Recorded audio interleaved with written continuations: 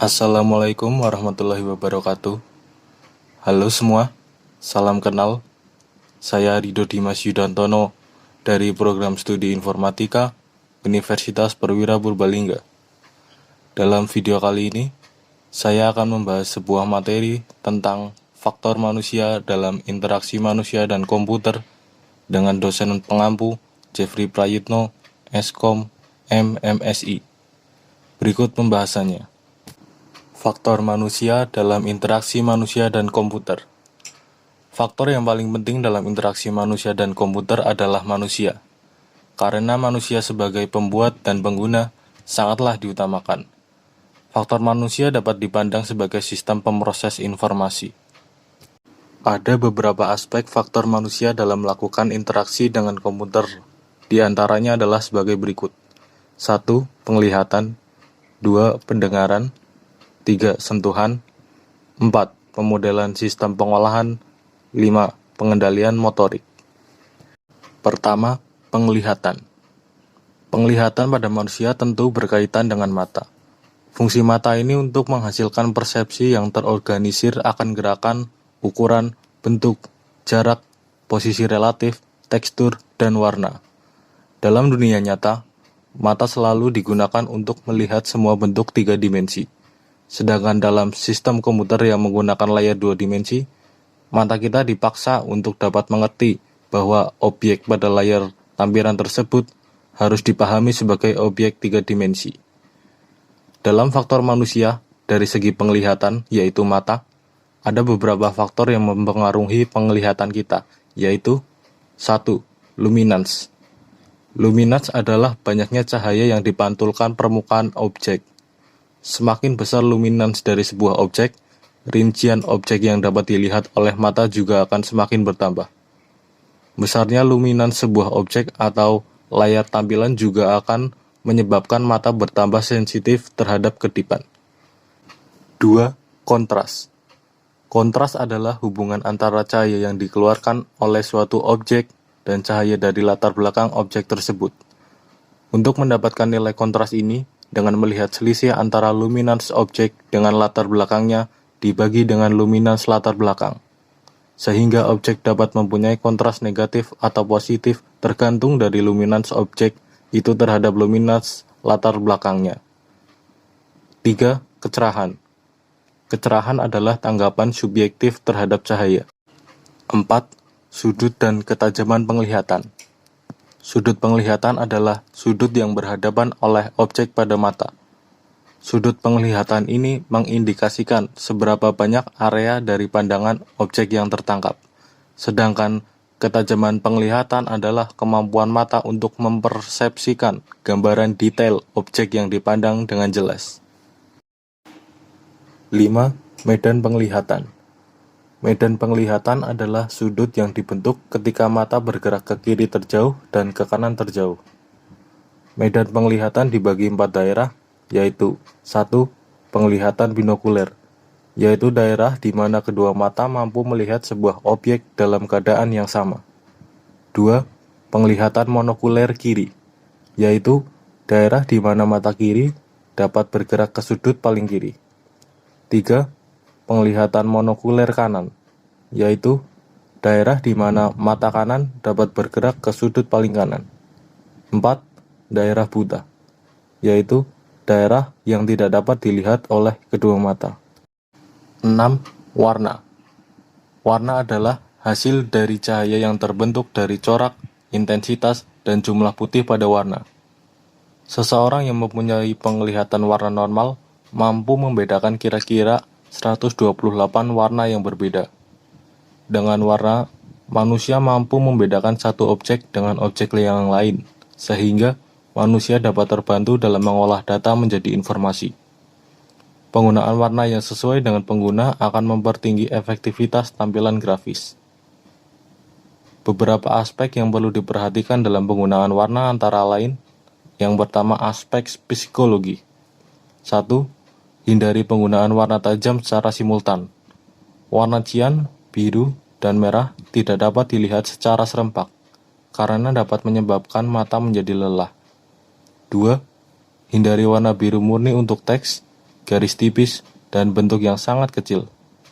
Mata kita tidak dapat melihat objek yang terperinci atau kecil, tajam, serta bergelombang pendek. 3.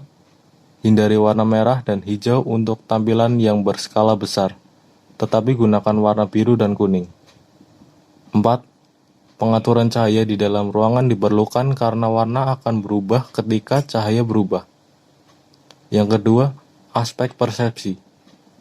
Layar tampilan dapat diterima atau tidak oleh pengguna sangat bergantung pada warna yang digunakan. Warna dapat meningkatkan interaksi hanya jika implementasinya mengikuti prinsip dasar dari penglihatan warna oleh manusia. Tidak semua warna ini mudah dibaca. Secara umum, latar belakang dengan warna gelap akan memberikan penampakan yang lebih baik dibanding warna yang lebih cerah. Yang ketiga, aspek kognitif. Penggunaan warna bertujuan untuk menarik perhatian atau pengelompokan informasi, sehingga tidak perlu menggunakan warna yang. 2. Pendengaran. Pendengaran berkaitan dengan suara dan telinga kita. Maksud dari suara, yaitu suara yang dihasilkan oleh komputer. Dengan pendengaran, informasi yang diterima oleh mata akan lebih lengkap dan akurat.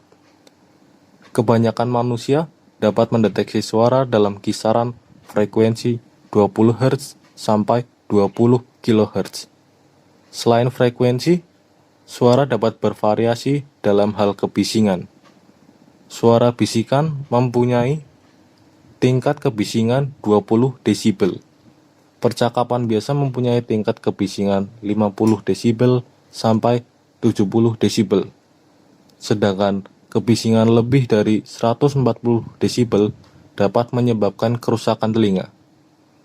Suara ini dapat dijadikan sebagai salah satu penyampaian informasi, akan tetapi hal itu dapat menjadikan manusia cepat bosan, sehingga penggunaan suara dalam antarmuka perlu pemikiran khusus dan seksama. 3. Sentuhan. Sentuhan berkaitan dengan kulit manusia yang berfungsi untuk mengenali lingkungan manusia melalui rabaan. Sentuhan memberikan umpan balik atas lingkungan dan juga indera kunci bagi mereka yang mempunyai kekurangan pada penglihatan. Sentuhan merupakan stimulus yang diterima melalui kulit, seperti 1. Mekanoreseptor, merasakan suhu panas dan dingin. 2. Termoreseptor, merasakan sakit. 3.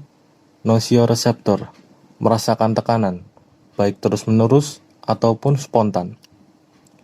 Sensitivitas sentuhan berhubungan dengan aspek ergonomis dalam sebuah sistem, baik melalui media inputan maupun media keluaran.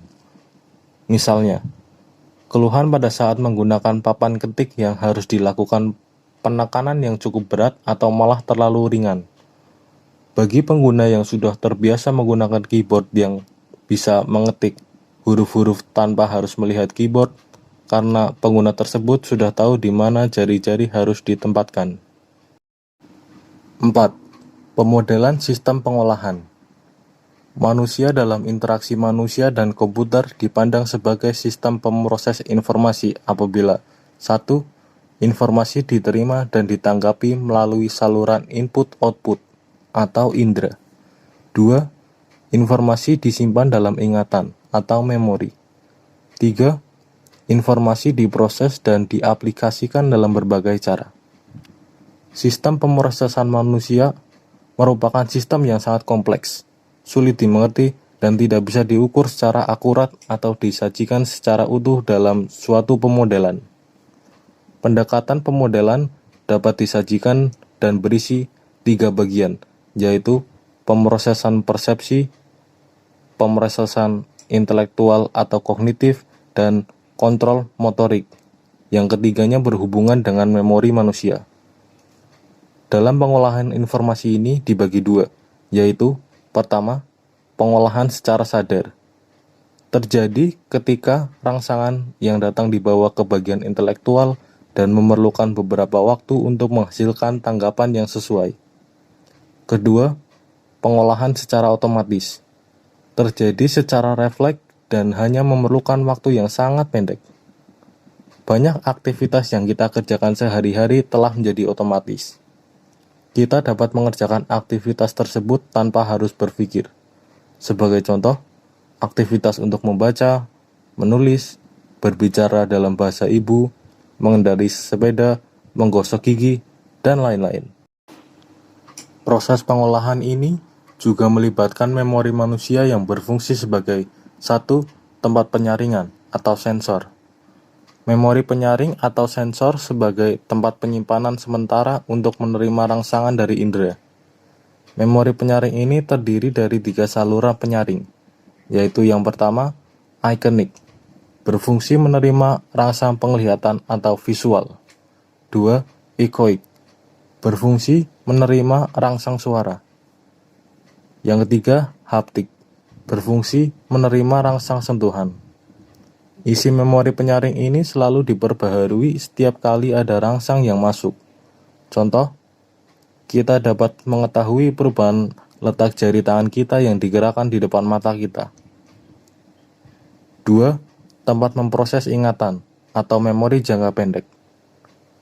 Memori jangka pendek sebagai tempat menyimpan informasi sementara yang hanya dibutuhkan sesaat.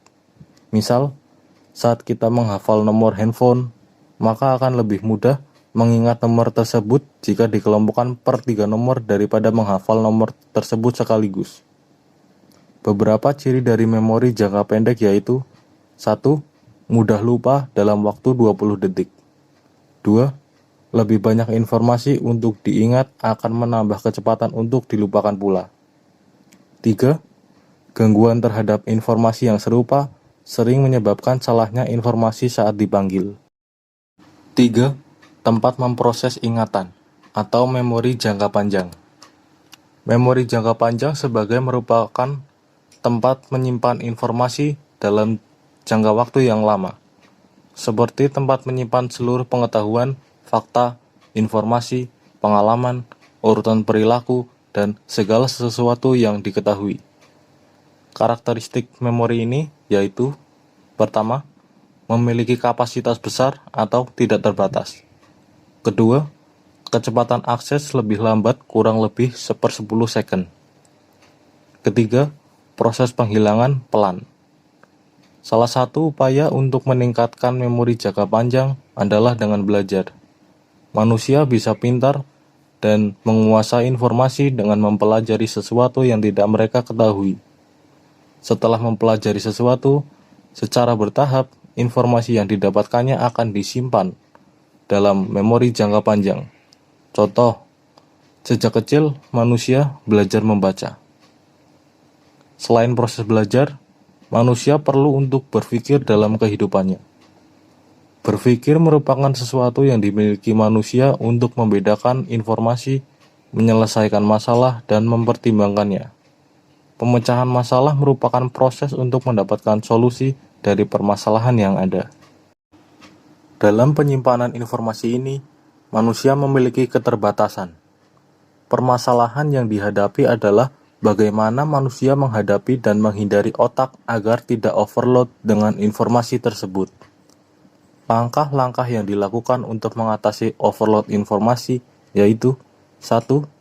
Nama dan icon harus mengandung arti supaya mudah diingat. 2. Rancangan antar muka dan fungsi harus konsisten untuk mudah diingat. 3. Antar muka harus memandu dan mendorong pengguna untuk mengingatkan informasi yang telah diterimanya. 4. Informasi penting yang butuh perhatian segera harus ditampilkan dalam tempat yang menonjol untuk menangkap mata pengguna. 5. Informasi yang kurang penting harus dialokasikan pada daerah spesifik yang tidak menonjol, sehingga pengguna akan segera tahu di mana harus mencari jika informasi ini diperlukan. 6. Informasi yang jarang diperlukan tidak perlu ditampilkan, namun tetap tersedia sesuai permintaan. 5. Pengendalian motorik. Responder utama pada diri operator manusia adalah 2 buah tangan yang berisi 10 jari, 2 kaki, dan 1 suara. Pengendalian motorik pada diri manusia sebenarnya dapat dilatih untuk mencapai taraf kemampuan tertentu. Contoh, mengetikkan 10 jari untuk mendapatkan 1000 huruf per menit barangkali kemampuan yang umum. Tetapi, Anda yang mengetik dengan 2 jari, kecepatan 400 huruf per menit pun barangkali sulit untuk dicapai. Pengendalian motorik ini mempengaruhi bagaimana kita bergerak dan berinteraksi dengan komputer. Aksi yang sederhana seperti menekan tombol keyboard melibatkan sejumlah pemrosesan. Pemrosesan aksi dimulai dari stimulus yang diterima sensor peraba, ditransmisikan ke otak untuk diproses sampai menghasilkan respon yang sesuai. Respon dari otak tersebut diteruskan ke otot alat gerak. Setiap tahapan pemrosesan aksi yang dilakukan manusia tersebut memerlukan waktu yang berbeda-beda.